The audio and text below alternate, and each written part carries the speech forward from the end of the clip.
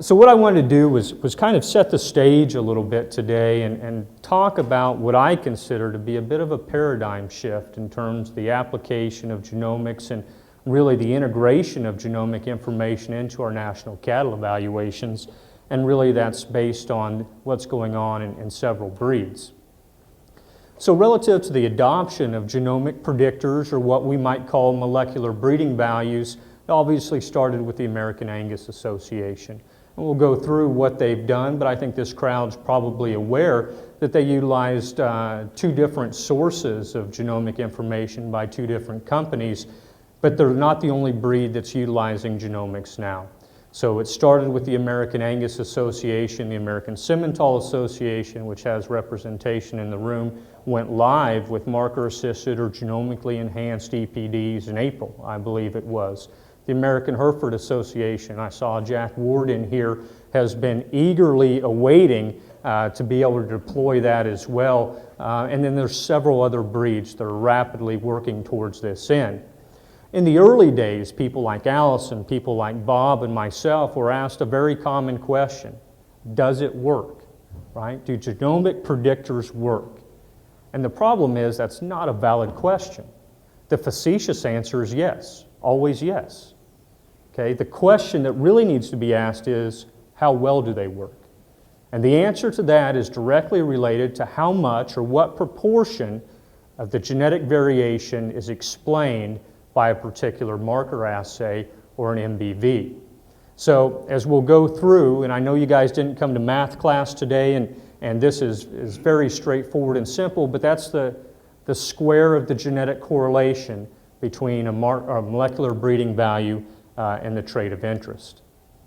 So another common question is, well, how do you even begin to get those molecular breeding values? They're not magical. A colleague of mine, Merlin Nielsen there in the back, shared with me a comic that only nerds like us would probably find funny the other day, where it has two scientists at a chalkboard, and it starts out with a very eloquent proof, and then there's a big skip, and where there's a skip it says, and a miracle happens, and then the end of the very eloquent proof. And I think that's the thought, is that there's some kind of miracle that happens that gives us this molecular information. The fact is we have to go through a training process. We have to train or develop these genomic predictions. And so that training, and Mark Thalman, who's here, has done a nice job in previous talks going through how this works, but those training populations can really take a few different forms. One can be purebred animals. So think about it like Simmental, being able to develop a Simmental training set where you have Simmental animals that are phenotyped and have genotypic information, and then we can get at the marker effects and create our molecular breeding values. In that context, though, we know that those molecular breeding values aren't going to be robust across breeds. And I'll go through that in more detail, so we can actually pool purebred animals together in our training populations and perhaps get molecular breeding values that maybe aren't as good as what we'd have on the within breed case, but maybe more robust across several different breeds. The real crux is, for the really hard to measure traits, the high hanging fruit, we don't have available EPDs to train these genomic predictors. So what we're forced to use is adjusted phenotypes on animals themselves.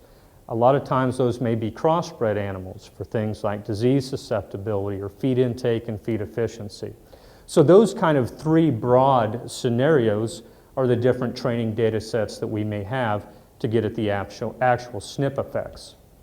The process, as most of you are aware, you take some kind of DNA sample, hair, semen, blood, otherwise, and what used to be, and what still is for some breeds, sending that information through your respective breed association, then to a commercial provider, be it at one time Mariel Igenity, which has been recently purchased by GeneSeq, a Neogen company, or what other breeds have done is said, we're going to directly send that information to GeneSeq, get back genotypes, and work with a third party, often the National Beef Cattle Evaluation Consortium, and Dorian Garrick and Madi Sachi, who's in the room at Iowa State, and actually do that on our own and come up with our own molecular breeding values, not necessarily reliant on a commercial company.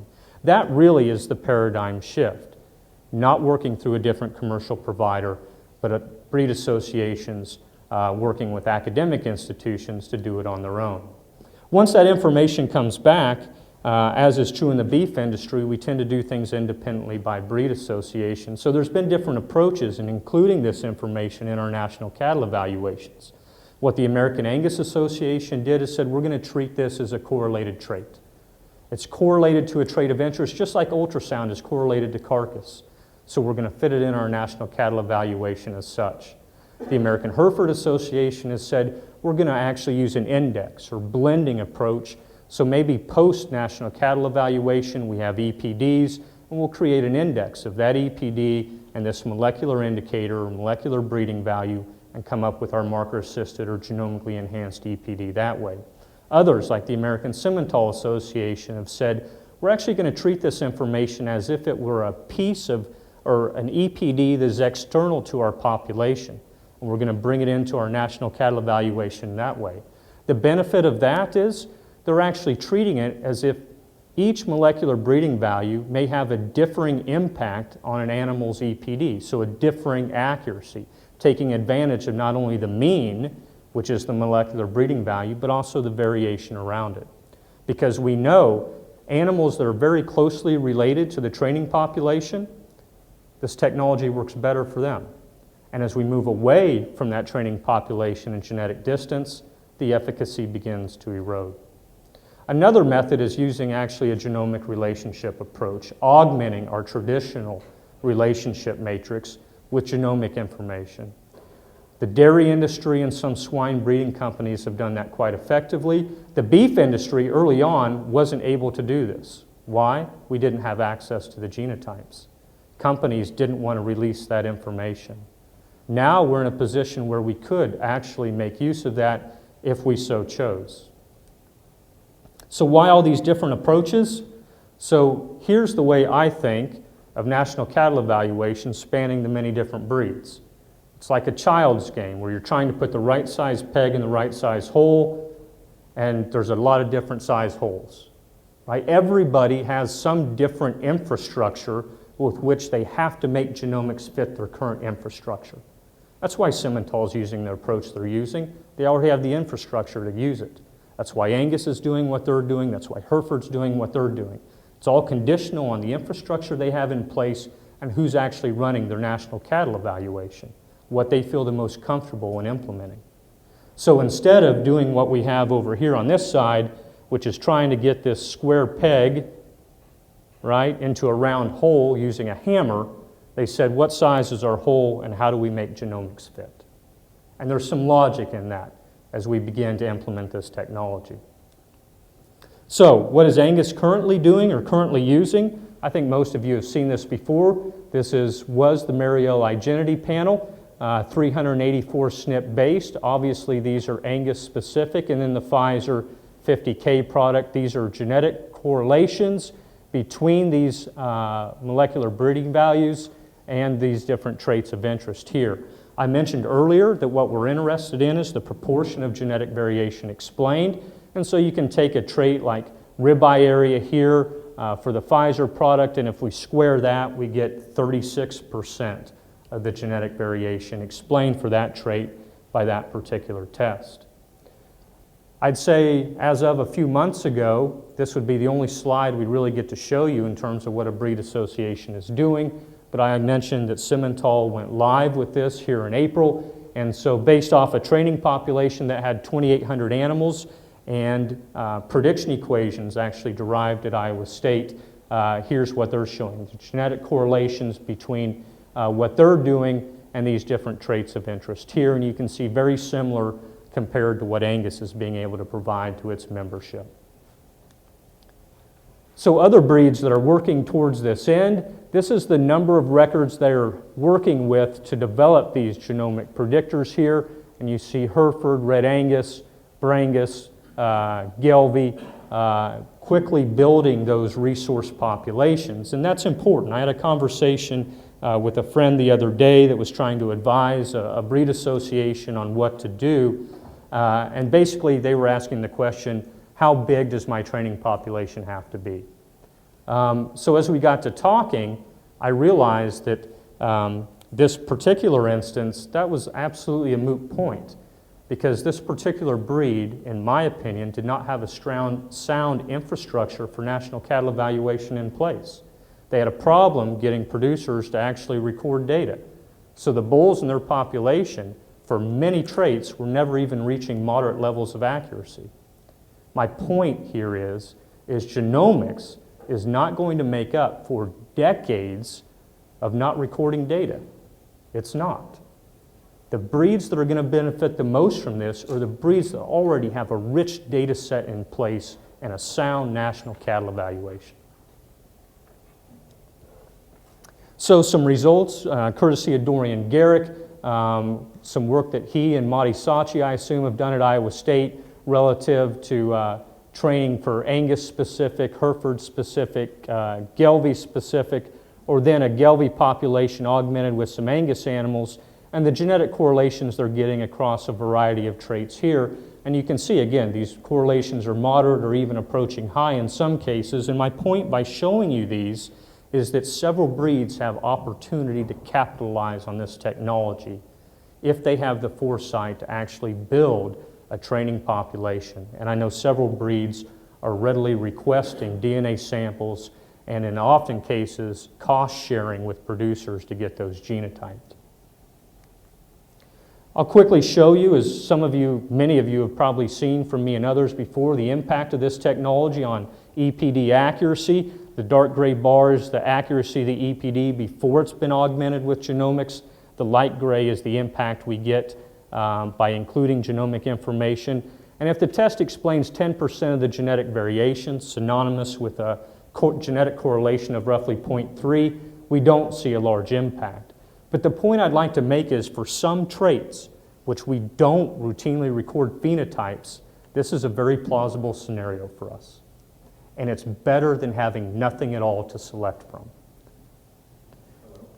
Now, if we're to shift gears and say we have a genetic correlation of a little better than 0.6 and explaining 40% of the genetic variation, even for those sires that already have recorded progeny, we can still get a gain in EPD accuracy, although as they become certainly over BIF accuracy 0.6, we don't see a large impact.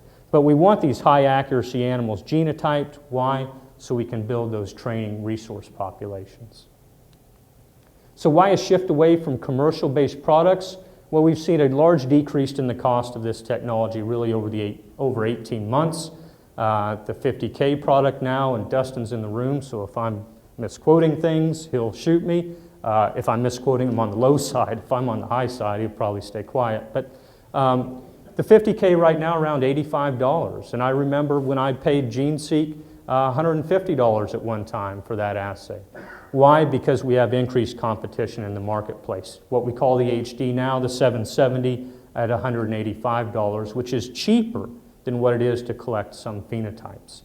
Some breeds have also felt that this shift away from commercial products allows them more flexibility. They can control their own destiny that way and alter the method with which they include it in national cattle evaluation whenever they see fit. I wanted to point out a few things. Will genomics enable selection for densely recorded traits? Yes, particularly for low animals that are closely related to training. For sparsely recorded traits, it's not going to impact it as much. What about traits where we have uncertainty about the phenotypes we record? Maybe something like stayability? Junk in, junk out. I'm not saying stayability is junk. What I'm saying is if we're not recording accurate phenotypes, genomics isn't going to correct that. And so as we get some of those genetic correlations back, we should always check for reasonableness. Why didn't we start with the high-hanging fruit? Well, we need discovery populations that have phenotypes recorded on genotyped animals. So we started with the traits where we had that, like growth and carcass. Breed robustness, here's some work done at UNL, developing a 50K based predictor for black Angus and trying to use it in red Angus. You can see the genetic correlations drop substantially. So definitely an issue of robustness across breeds. But again, if we use a training population that included several breeds, this is for ribeye area, you can see that we're a little bit more consistent across several breeds. but when we try to predict in a breed that wasn't included in training, we fall off substantially then. So is your breed ready for genomics? You need to be ready to retrain genomic predictions over time. We'll hear a talk today that discusses that. Are you ready to do imputation? Are we going to be able to use low density, 9 or 10,000 SNPs, and impute that up to 50,000? Are you prepared to be able to do that? Perhaps it's not as straightforward and simple as what some of us make it sound. Sequence data, what are you going to do with that when we get millions of SNPs thrown at us? Will it be useful in screening bulls for genetic defects? Some of you cringe when I talk about that. And will we maybe start thinking, is there even such a thing as a non-carrier bull? Or are they all carriers for something? We just didn't know it before. That really probably rocks some of your worlds in the way we think about dealing with genetic defects. So to quickly summarize, phenotypes are still critical to collect, and methods for low-cost genotyping are evolving, and we're going to hear some more about that. Breeds to capitalize on this, you have to build training populations. Genomic information we know can impact EPD accuracy, but as we get more and more traits added to our suite of selection already, it's already confusing, and I think some discussion is going to center on this later today. We have to be more sophisticated in the way we breed cattle, using things like economic indexes to alleviate the confusion centered around multiple trait selection. Adoption of this technology in the beef industry is problematic. I was asked a question the other day, why is the beef industry behind swine and poultry in regards to using this? When are they going to have the same tools available to them? We had tools available to us before those species did. Before them. The problem is the structure of the industry is far different, and it does not lend itself well to rapid technology adoption. I say this as a beef producer, as somebody that works in the beef industry and loves it, we're going to have to be more sophisticated to really capitalize on the amount of technology that's coming at us. So with that, I thank you. I'd take a quick question if you had one while we prepare our next speaker.